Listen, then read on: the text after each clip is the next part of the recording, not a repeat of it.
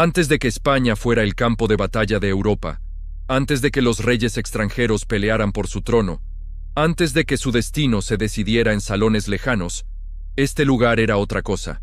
Era un conjunto de reinos cansados, conectados por caminos de polvo y lealtades frágiles, donde la gente vivía como había vivido siempre, ajena a que su mundo estaba a punto de romperse. Y todo comenzó con la muerte de un hombre que nunca tuvo hijos.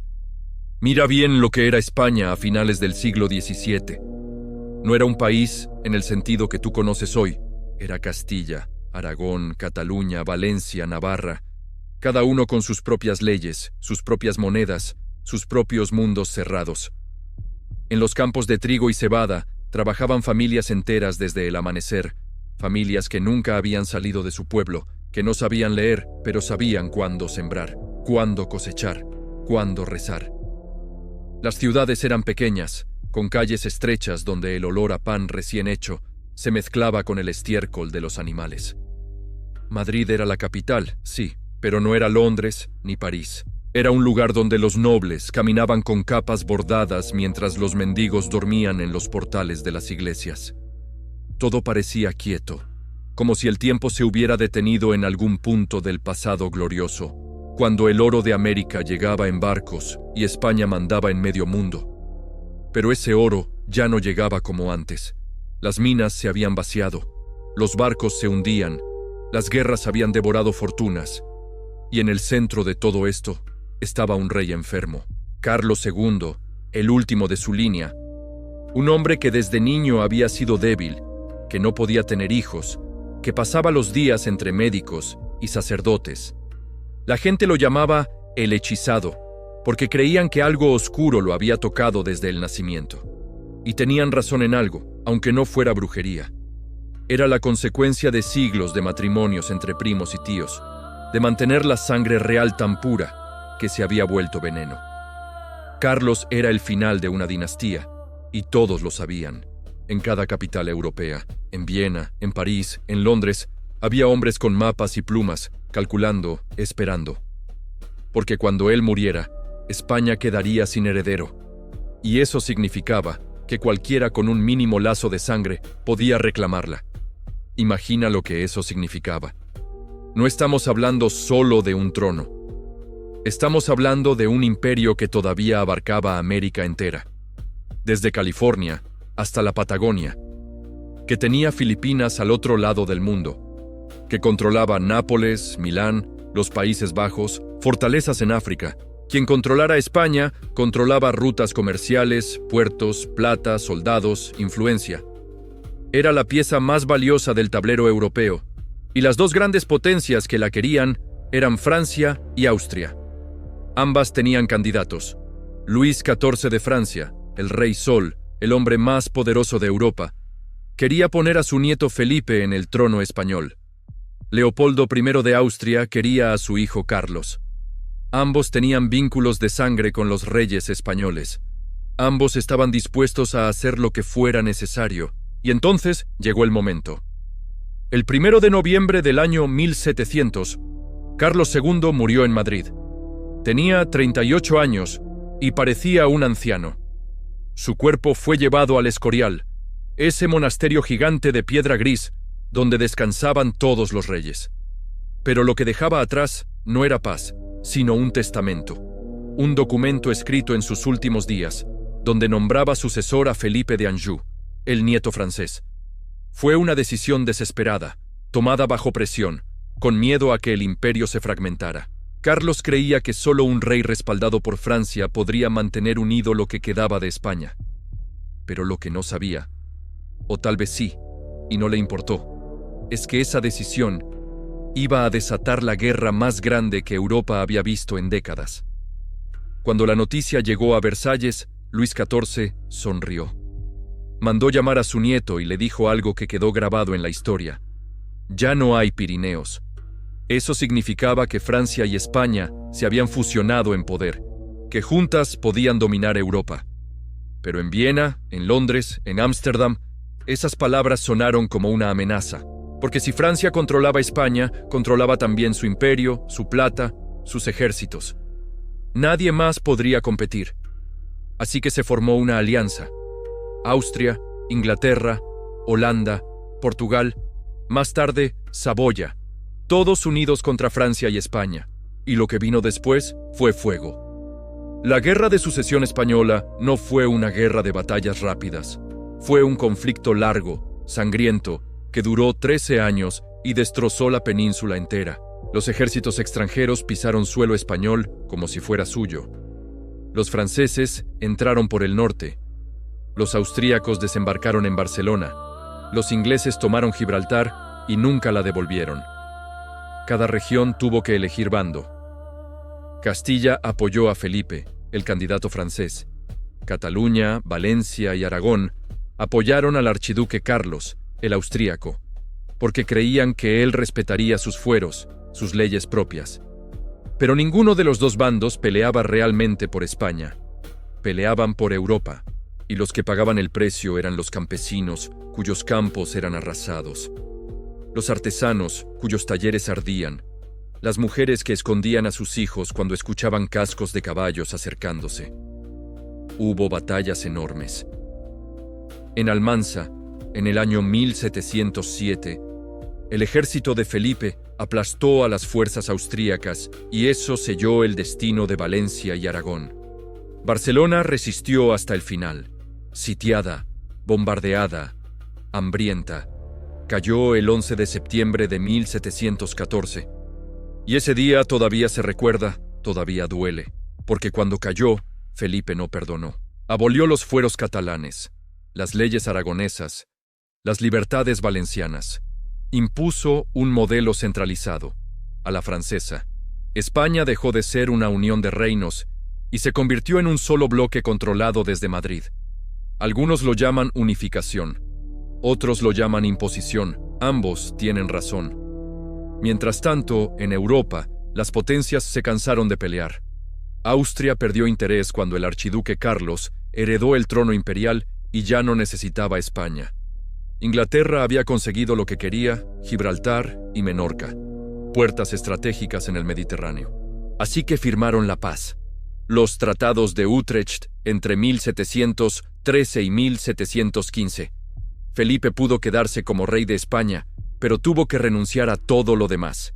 España perdió los Países Bajos, Nápoles, Sicilia, Milán, Cerdeña. Perdió pedazos enteros de su imperio europeo. Quedó reducida, humillada, exhausta, y sin embargo, algo había cambiado. Porque después de la destrucción vino la reconstrucción, y no fue solo reconstruir muros, fue reconstruir la forma en que funcionaba el país. Felipe V trajo consigo ideas francesas, administración moderna, centralización del poder. Creó secretarías de Estado, reformó el ejército, reorganizó la hacienda. Empezó a construir infraestructuras, caminos reales, que conectaban Madrid con los puertos, con las fronteras. Mandó construir palacios, no solo por vanidad, sino como símbolos de un nuevo poder. El Palacio Real de Madrid se levantó sobre las cenizas del antiguo alcázar que se había incendiado. Era un edificio enorme, frío, diseñado para impresionar, para recordar a todos que había un solo rey y un solo centro. Pero también hubo algo más profundo. España empezó a pensar en sí misma de otra manera. La guerra había obligado a gente de diferentes regiones a convivir, a negociar, a entenderse. Los comerciantes castellanos empezaron a tratar con los catalanes. Los vascos construyeron barcos para flotas nacionales. Los andaluces cultivaban para alimentar ejércitos del norte. No fue fácil, no fue romántico, pero fue necesario. Y de esa necesidad nació algo parecido a una identidad común. No borraron las diferencias, pero aprendieron a vivir con ellas. Aprendieron que solos no sobrevivirían. En las décadas que siguieron, España entró en lo que llaman la Ilustración. Llegaron ideas nuevas desde Francia, desde Inglaterra, ideas sobre ciencia, razón, progreso. Se fundaron academias, la Real Academia Española para fijar el idioma, la Academia de Historia para contar el pasado, observatorios para estudiar las estrellas. Se reformaron universidades, se trajeron profesores extranjeros, se tradujo a Voltaire, a Newton, a Rousseau. No todos estaban de acuerdo. La Iglesia desconfiaba, los nobles viejos se resistían, pero algo estaba cambiando. La gente empezaba a creer que el destino de un país no estaba escrito por Dios, sino por decisiones humanas. Y eso daba miedo, pero también esperanza. En el campo, las reformas llegaron más despacio. Se intentaron repoblaciones, traer gente a zonas vacías, repartir tierras, mejorar el riego. En algunas zonas funcionó, en otras no. Pero lo importante no eran solo los resultados, sino la idea de que se podía cambiar. Que un rey, un ministro, una comunidad, podían decidir hacer las cosas de otra manera. Y esa idea, aunque pequeña, aunque frágil, se sembró. Y con el tiempo creció. Las ciudades empezaron a llenarse. Madrid pasó de ser una capital pequeña a una metrópoli. Sevilla recuperó parte de su comercio. Barcelona se convirtió en un centro manufacturero. Valencia cultivaba arroz y seda. Había talleres donde se tejían telas, fábricas de cerámica en Talavera, astilleros en Ferrol y Cartagena, donde se construían barcos de guerra con madera de los bosques del norte. La economía no explotó. No fue un milagro, pero empezó a funcionar. Y funcionaba porque había cooperación, porque los vascos llevaban hierro, los asturianos carbón, los murcianos esparto. Y todo se movía por esos caminos reales que ahora conectaban el país de norte a sur, de este a oeste. Todavía había pobreza. Todavía había desigualdad enorme entre nobles y campesinos. Todavía había regiones que se sentían olvidadas, que guardaban rencor por lo que había pasado en la guerra. Pero lo que había era algo distinto a la fragmentación del pasado. Había instituciones compartidas, leyes comunes, una moneda única, una administración que, aunque lenta y corrupta, era la misma para todos. Y eso importaba. Porque significaba que por primera vez en siglos, España no era solo un nombre en un mapa, era un proyecto colectivo. Hoy, cuando caminas por el Madrid del siglo XXI, o por Barcelona, o por cualquier ciudad española, todavía puedes ver las huellas de aquel momento. Los palacios borbónicos, las plazas amplias, los archivos donde se guardan documentos de aquellas reformas. Pero también puedes ver algo más sutil. Puedes ver un país que aprendió, a golpes, que la diversidad no es debilidad, que tener lenguas distintas, tradiciones distintas, formas de vivir distintas, no significa estar condenado a la guerra. Significa tener más maneras de ser fuerte. La España de 1700 no es la España de hoy, claro, pero sin aquel momento, sin aquella crisis brutal, sin aquella decisión de intentar construir algo juntos, a pesar del dolor, tal vez hoy las cosas serían distintas. Tal vez seguiríamos siendo reinos separados, débiles, peleando entre nosotros mientras otros deciden nuestro destino. Pero no fue así, porque hubo gente normal, campesinos, comerciantes, funcionarios, que decidieron que valía la pena intentarlo, que valía la pena apostar por la cooperación antes que por el aislamiento. Y esa es la lección que todavía resuena. Que los momentos más oscuros pueden ser el inicio de algo nuevo. Que cuando todo parece perdido, cuando parece que no hay salida, es precisamente ahí donde se puede elegir construir. No desde la imposición, no desde el olvido, sino desde el reconocimiento de lo que pasó y la voluntad de hacer algo distinto. Eso es lo que pasó en España en 1700. No fue bonito, no fue fácil, pero fue real. Y su eco sigue vivo, en cada calle, en cada conversación, en cada decisión de construir puentes en lugar de muros. Lo que vino después de aquellos tratados y aquellas reformas no fue inmediato. No fue un interruptor que se encendió de golpe. Fue un proceso lento, una transformación que llevó décadas y que no todos vieron de la misma manera. Pero si algo cambió profundamente en España durante el siglo XVIII, fue la forma en que el país empezó a mirarse a sí mismo. Ya no se trataba solo de sobrevivir, sino de crecer de una manera distinta. Y para entender eso, tienes que mirar hacia algo que nadie esperaba que cambiara tanto las cosas. El comercio, el movimiento, la apertura. Durante siglos, el comercio con América había estado atado a un sistema rígido. Todo pasaba por Sevilla, después por Cádiz, y todo estaba controlado por un puñado de mercaderes privilegiados. Pero ese modelo estaba roto. Los piratas ingleses y franceses atacaban las flotas, los holandeses comerciaban ilegalmente en las costas americanas, y el contrabando era más común que el comercio legal. Así que Felipe V y sus ministros, especialmente los que vinieron después, decidieron que había que cambiar las reglas, y lo hicieron.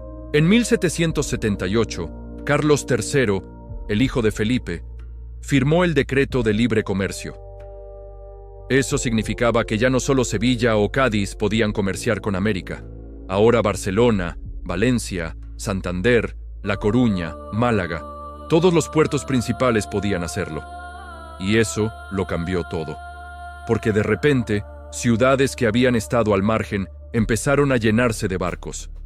Los astilleros del norte construían fragatas para cruzar el Atlántico. En Barcelona, los talleres textiles producían telas que se vendían en México y Lima. En Valencia, la seda, que durante siglos había sido un lujo local, ahora viajaba a América y competía con las sedas asiáticas.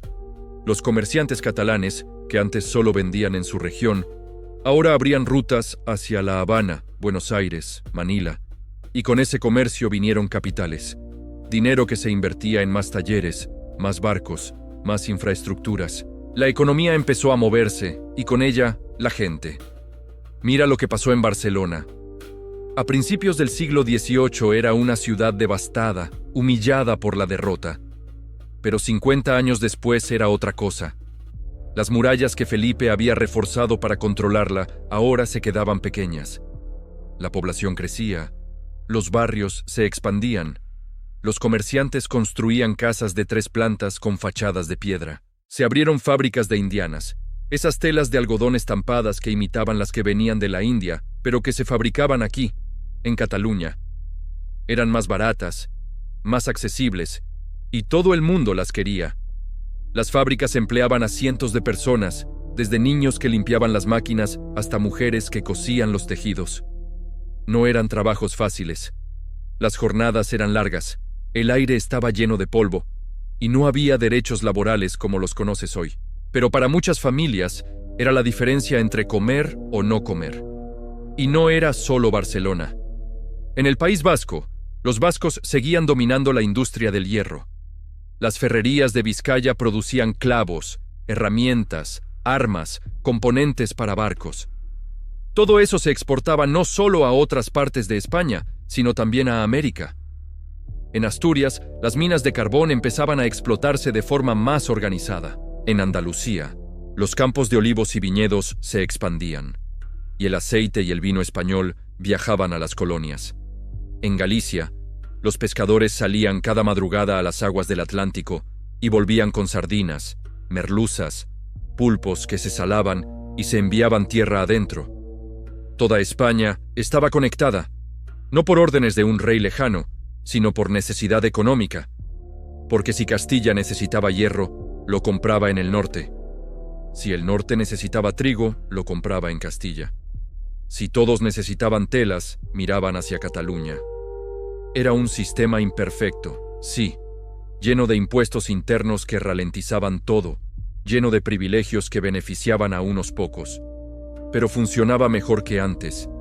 También había algo más, algo que no siempre se menciona. La llegada de nuevas ideas sobre cómo organizar el trabajo, la tierra, la sociedad. Los ilustrados españoles, esos intelectuales que leían a los franceses y a los ingleses, empezaron a escribir sobre reformas. Querían acabar con los privilegios de la nobleza, redistribuir tierras, educar al pueblo, modernizar la agricultura. Uno de los más importantes fue Gaspar Melchor de Jovellanos, un asturiano que escribió informes sobre cómo reformar la economía española. Decía que el problema no era que España fuera pobre, sino que estaba mal organizada. Que había tierras sin cultivar, porque los nobles las acumulaban sin usarlas. Que había gente sin trabajo, porque no había educación. Que había talento desperdiciado porque las instituciones eran obsoletas. Y tenía razón, pero cambiar eso no era fácil. porque tocar los privilegios de la nobleza significaba enfrentarse a siglos de tradición, a intereses poderosos, a una iglesia que controlaba enormes extensiones de tierra y que no estaba dispuesta a soltarlas. Aún así, algo se movió. Se crearon las sociedades económicas de amigos del país, asociaciones donde intelectuales, comerciantes, nobles ilustrados y funcionarios se reunían para hablar de cómo mejorar la economía local. Cada provincia tenía la suya. En Zaragoza discutían cómo mejorar el riego del Ebro. En Sevilla hablaban de revitalizar el comercio tras perder el monopolio americano. En Oviedo debatían sobre minería y educación. No eran revolucionarios, no querían destruir el sistema, pero sí querían hacerlo funcionar mejor. Y lo importante es que estaban trabajando juntos, gente de diferentes lugares, con diferentes intereses, pero con una idea común: que España podía mejorar si se lo proponía. En el campo, las cosas cambiaban más despacio, pero cambiaban. Hubo intentos de repoblar zonas despobladas, especialmente en Sierra Morena, donde se trajeron colonos alemanes y flamencos para fundar pueblos nuevos. La Carlota, la Carolina, pueblos planificados desde cero, con casas ordenadas, tierras repartidas, iglesias nuevas. Fue un experimento, y no todos funcionaron perfectamente. Algunos colonos se fueron, otros se adaptaron, pero la idea estaba ahí. La idea de que se podía diseñar una sociedad mejor, más justa, más productiva. También se intentaron reformas agrarias, distribuir tierras comunales, mejorar técnicas de cultivo. En Valencia, los sistemas de riego árabes se mejoraron aún más, convirtiendo la huerta en uno de los lugares más fértiles de Europa. En Murcia, se experimentaba con cultivos nuevos traídos de América, como el tomate y el pimiento, que empezaban a integrarse en la cocina local. Todo eso parece pequeño, pero no lo era, porque significaba que España estaba aprendiendo a innovar. Y luego estaba Madrid, la capital que Felipe II había elegido, casi por capricho, en medio de la meseta, lejos de cualquier puerto o río grande, empezaba a transformarse en una ciudad de verdad. Carlos III, que llegó al trono en 1759, se propuso modernizarla. Mandó pavimentar calles que eran de tierra, instaló farolas para iluminar las noches, construyó alcantarillas para sacar la suciedad. Antes de eso, Madrid olía mal. La basura se tiraba a la calle, los animales sueltos dejaban sus excrementos por todas partes, y la gente vaciaba orinales desde las ventanas. Carlos III cambió eso. Creó un cuerpo de limpieza. Obligó a enterrar a los muertos fuera de las iglesias porque el hedor de los cadáveres era insoportable. Y construyó fuentes públicas para que la gente tuviera agua limpia. También levantó monumentos. La Puerta de Alcalá, el Jardín Botánico, el Museo del Prado, que en principio iba a ser un museo de ciencias naturales. Quería que Madrid pareciera una capital europea moderna, no un pueblo grande. Y lo consiguió, en parte. Pero no todo era progreso, porque mientras las ciudades crecían y el comercio se expandía, también crecían las desigualdades. Los que se beneficiaban de todo esto eran los comerciantes, los funcionarios, algunos artesanos cualificados. Pero los campesinos seguían viviendo en condiciones duras. Trabajaban tierras que no eran suyas, pagaban impuestos altísimos, y cuando había malas cosechas, pasaban hambre. En las ciudades, los obreros de las fábricas trabajaban jornadas interminables por salarios mínimos, sin ninguna protección. Y los nobles, muchos de ellos, seguían viviendo de rentas, sin producir nada, sin contribuir realmente. La iglesia también acumulaba riquezas enormes, tierras que no se vendían, donaciones que llegaban constantemente. Había tensión, resentimiento, y de vez en cuando eso explotaba. En 1766 hubo motines en Madrid y otras ciudades por el precio del pan. La gente salió a las calles, furiosa, porque no podía alimentar a sus familias. Culpaban al gobierno, a los nobles, a los comerciantes acaparadores. Carlos III tuvo que ceder, bajar impuestos, controlar precios. Pero el mensaje estaba claro. El progreso que se estaba construyendo no llegaba a todos por igual. Y si no se corregía eso, tarde o temprano habría problemas más grandes. Lo interesante es que la respuesta no fue solo represión, también fue diálogo, reforma, porque los ilustrados españoles sabían que no se podía ignorar a la gente. Sabían que un país no se construye solo desde arriba. Y aunque las reformas fueron lentas, aunque muchas quedaron a medias, el hecho de que se intentaran ya era algo. El hecho de que hubiera debate, que se cuestionaran privilegios antiguos, que se hablara de educación pública, de salud, de justicia social, eso era nuevo. Y aunque tardó décadas, aunque el antiguo régimen resistió hasta principios del siglo XIX, esas ideas se quedaron. Se transmitieron. Germinaron. A finales del siglo XVIII, España no era la potencia que había sido. Eso está claro. Había perdido territorios, influencia, riqueza. Pero había ganado algo distinto. Había ganado experiencia. Experiencia en cómo construir instituciones modernas. En cómo organizar una economía más diversificada. En cómo conectar regiones diferentes bajo un proyecto común. Y sobre todo, había ganado una generación de personas que creían que el cambio era posible. Que no había que resignarse a la decadencia. Que con trabajo, con colaboración, con voluntad, se podía construir algo mejor. Hoy, cuando miras hacia atrás, es fácil ver solo los errores. Las guerras, las injusticias, las oportunidades perdidas, pero también puedes ver lo otro. Puedes ver cómo un país fragmentado aprendió a funcionar como uno solo.